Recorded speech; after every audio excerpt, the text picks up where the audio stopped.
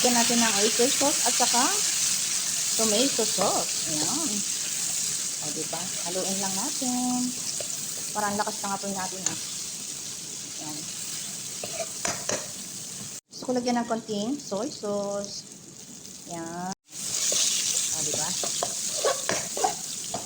Maglagay tayo ng Sprite. Ayan. Haluin po natin.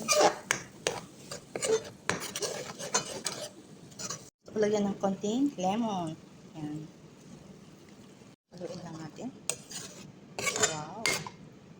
Pwede natin ilagay ang crop. Ayan. Ayun. Ayan. Habang niluluto, maglagay na tayo ng black pepper. Ayan. Garlic powder. Ay, dami. Mas masarap. Okay, meron tayong idadagdag. O, diba? Oh, may kasama na yan. Oh, sarap. Minsan din, magulang tayo din ng may lasa. Ayan. Craving satisfied. O, diba? Ito ang ating ulam with fried chicken. Fried chicken po ang niluto ng kasama ko. Nagpunta tayo ng supermarket, nakabili tayo ng ganito dahil sale po. O, diba? Kain din tayo paminsan-minsan. Ayan. Muntang ko naglagay ng asin, so lagyan natin. Lagay din tayo ng pampasarap para lalong masarap.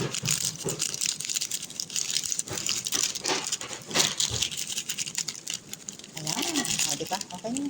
Ayan mga sisilab, paluto na po ang ating ulam. Dagdag ulam kasi fried chicken po ulam natin. So, ito na po. Luto na ang ating butter garlic crab with shrimps. O, diba? Ito na po siya. Luto na po siya mga sisilab. Ito po ang ating ulam. Hanggang dito na lang po. Maraming salamat sa inyong panonood. Bye! Po tayo. Yan po. O, diba ang sarap. Yun.